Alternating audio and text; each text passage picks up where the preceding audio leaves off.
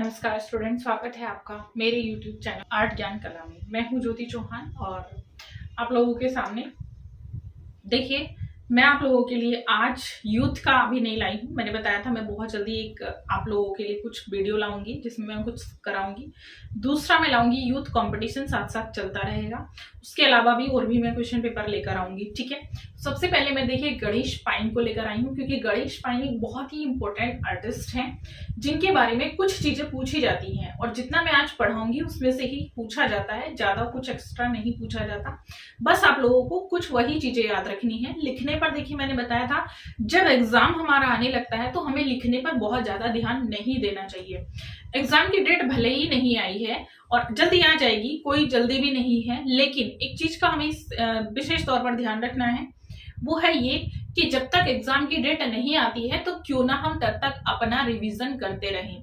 Revision बहुत जरूरी होता है। रिवीजन के बिना मैं मानती हूँ कि जितना आपने पढ़ा है वो सब वेस्ट है, क्योंकि अगर आपने उसको रिवाइज नहीं किया है तो आप जितना आपने पीछे का पढ़ा उसको आप भूल जाएंगे एग्जाम टाइम में। दूसरा, आप लोगों का लॉस हो जाएगा कि आप मेरिट में नहीं आ पाएंगे। तो चलिए ठीक है, कोई बात नहीं, अभी आप लोगों के पास समय है तो उस समय का क्यों ना हम फायदा उठा लें रिवीजन करके। तो मैं रिवीजन भी करवाऊंगी और आप लोगों को कुछ यहाँ पर बहुत जरूरी चीजें समझाऊंगी भी। फर्स्टली मेरी वीडियो को लाइक, शेयर एंड सब्सक्राइब जरूर करेंगे। और मेरा नया बैच शुरू हो रहा है 15 अक्टूबर से। जो लोग ज्वाइन करना चाहते हैं मुझे कांटेक्ट कर सकते हैं। ठीक है, चलिए अब हम जानते हैं। सबसे पहले देखिए, कुछ चीजें ऐसी हैं, कुछ आर्टिस्ट ऐसे हैं जिनकी कृतियों में मिथक या लोक कथाएं होती हैं। तो वो उनमें से ही एक आर्टिस्ट है, समकालीन आर्टिस्ट गणेश पाइन की हम बात करेंगे। और Ganesh Pyne Bengal school of art के सबसे प्रसिद्ध आर्टिस्ट रहे हैं, प्रख्यात आर्टिस्ट रहे हैं, जिनकी प्रसिद्धि सबसे पहले हम लिखेंगे, इनकी प्रसिद्धि के बारे में लिखेंगे। तो चलिए इनकी प्रसिद्धि के बारे में लिखते हैं, क्या क्या इनकी प्रसिद्धि रही है। ये एक चित्रकार और एक ड्राफ्ट्समैन थे। क्या थे? चित्रकार और ड्राफ्ट्समैन।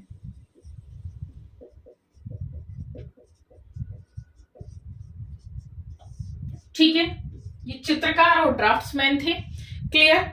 और देखिए, इन्होंने कुछ लोक गाथाओं के महत्वपूर्ण तत्वों को दर्शाने की पूरी कोशिश की है, या मैं कहूंगी उनको इन्होंने बहुत ही अच्छे तरीके से दर्शाया भी है। सबसे पहले हम लिखेंगे इनका जन्म। इनका जन्म 11 जून 1937 को हुआ था।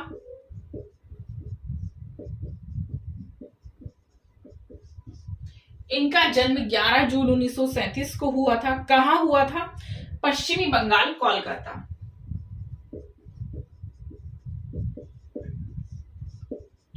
पश्चिमी बंगाल।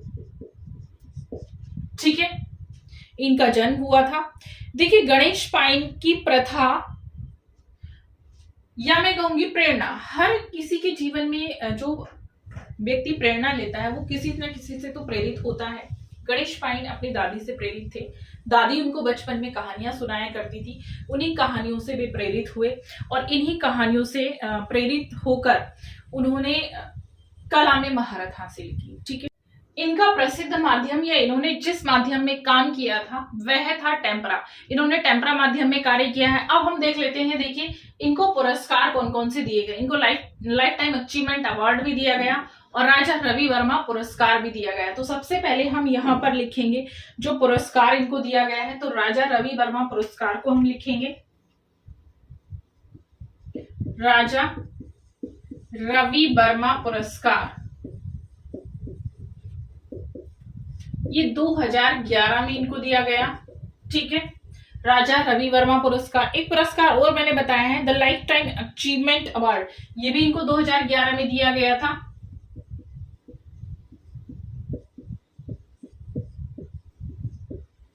Achievement award. ठीक है, सेम 2011 में इनको दिया गया था। देखिए, अवार्ड बहुत महत्वपूर्ण है। मैंने करंट पर भी आपको अवार्ड जो आएंगे, एक चीज याद रखनी है, अवार्ड वैसे तो मैं भी पढ़ाऊंगी। इसके बाद जो मेरा नेक्स्ट वीडियो होगा वो आप लोगों को यूथ पर मिलेगा। उसके बाद जो नेक्स्ट में लेकर आऊंगी वो आप लोगों के करंट पर लेकर आऊंगी। बहुत सारे स्टूडेंट ने मुझसे डिमांड की है कि मैम करंट पर कुछ बनाइएगा, कि जो अवार्ड्स हैं उन पर मैं बनाऊं, जो आपकी म्यूजियम्स हैं उन पर मैं बनाऊं।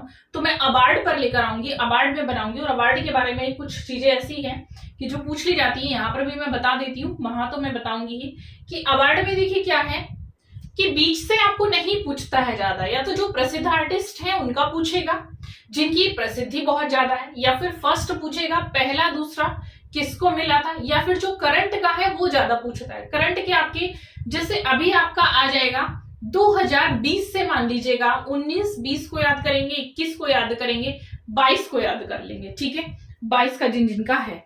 चलिए अब हम लिखते हैं, देखिए इनको जाना जाता है, किस रूप में जाना जाता है इनको, तो इनको अंधेरे के चित्रकार के रूप में जाना जाता है। अंधेरे के चित्रकार के रूप में,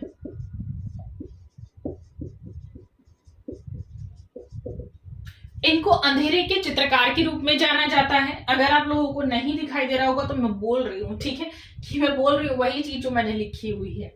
नेक्स्ट देखेंगे आप, इनकी मृत्यु हुई थी कब, तो इनकी मृत्यु हुई थी 12 मार्च 2013 को।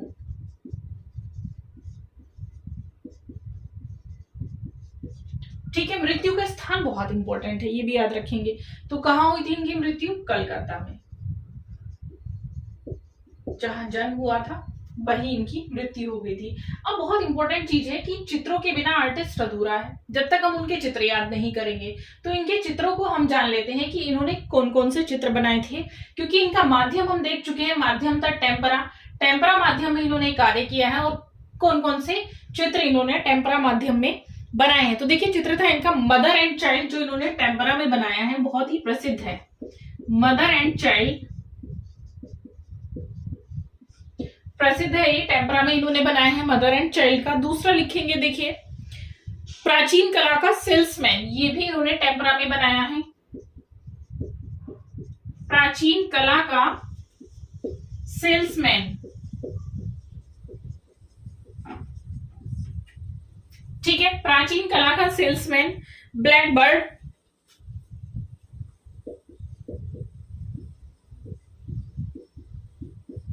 ब्लैक बर्ड इन्होंने बनाया हुआ है। दूसरा क्या है, द मास्क, द मास्क इन्होंने बनाया है।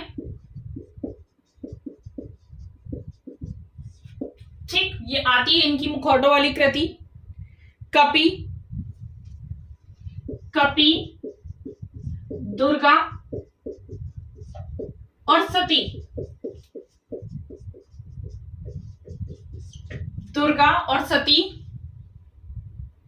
सॉरी दुर्गा और दुर्गा सती नहीं करेंगे, दुर्गा और स्त्री लिख लीजिए, सती लिखा गया है, स्त्री, स्त्री, ठीक है। अब देखिएगा इनका एक और था चित्र, नाइट ऑफ द पेपेटीर, लिख लेंगे नाइट ऑफ द पेपेटीर।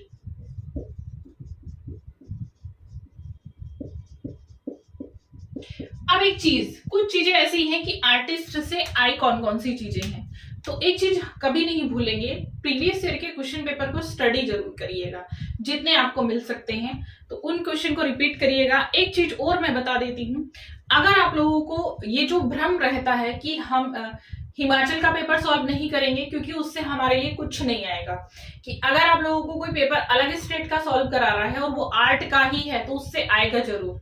ये मत सोचिएगा कि उनका सिलेबस और आपका सिलेबस अलग अलग होता है, बिल्कुल नहीं होता है।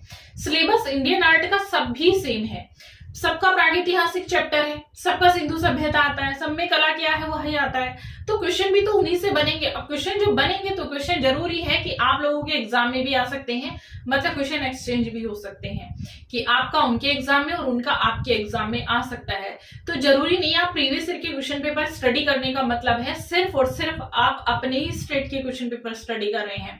क्वेश्चन पेपर स्टडी करने का मतलब है आपको आर्ट से रिलेटेड जो भी क्वेश्चन पेपर मिलते हैं आप उनको पढ़िएगा, सिलेक्शन फिर कोई नहीं रोक सकता आप लोगों का, ठीक है। अब देखिएगा इनकी जो सबसे बड़ी चीज थी वो जानी जाती है कि गणेश पाइन अंधेरे के चित्रकार के रूप में जाने जाते हैं। ये बात सबसे ज्यादा पूछी गई है इनके बारे में।